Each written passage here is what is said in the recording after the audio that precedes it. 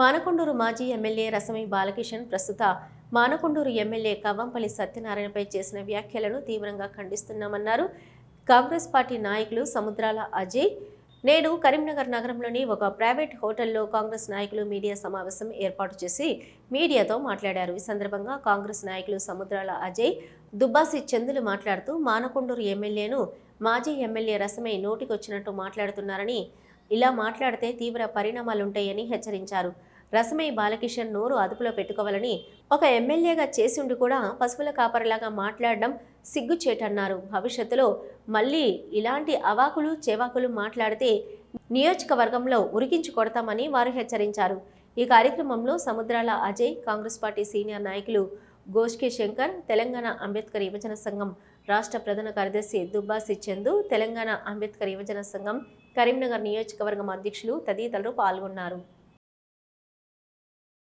రసమై బాలకిషన్ గారు, మీరు మాట్లాడినటువంటి తీరు డాక్టర్ కవ్వంపల్లి సత్యనారాయణ పైన మరి మీరు మాట్లాడినటువంటి తీరు చూస్తూ ఉంటే మరి మీరు చదువుకున్నారంటారు, పిహెచ్డి చేసినాను, నేను ఒక డాక్టర్ను అది అని చెప్పి మీరు ప్రజల్లో చెప్తా ఉన్నారు.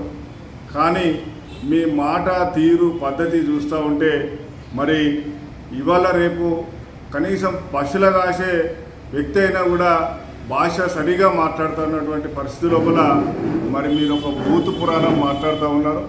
మరి సౌమ్యుడైనటువంటి కవ్వంపల్లి సత్యనారాయణను, తను ఒక డాక్టరు, సౌమ్యుడు. వాస్తవంగా మరి కవ్వంపల్లి సత్యనారాయణను మీరు టార్గెట్ చేసి మాట్లాడుతూ ఉన్నారు.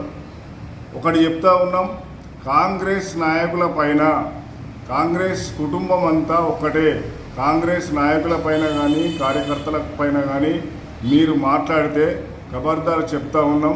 రసమయ్య గారు, మీరు ఇదే మానకొండూరు కాన్స్టిట్యున్సీలో మరి ఉరికిచుడు అవుతుందని చెప్పి ఈ సందర్భంగా తెలియజేస్తా ఉన్నాం. రసమయ్య బాలకిషన్ గారు మాట్లాడిన భూత పురాణాల గురించి రసమయ్య గారు, ఖబర్దార్, మీరు ఇలాంటి మాటలు కానీ ఇలాంటి వాక్యాలు పలకరాదు. ఒక పార్టీలో ఉండి కూడా మీరు అవతల వ్యక్తి మీ కాన్స్టిట్యున్సీ మనకులమైన వ్యక్తిమైన ఇలాంటి మాటలు భూత పురాణాలు మాట్లాడు, అది పద్ధతి కాదు. అలాంటి పద్ధతిని మార్చుకోవాలి.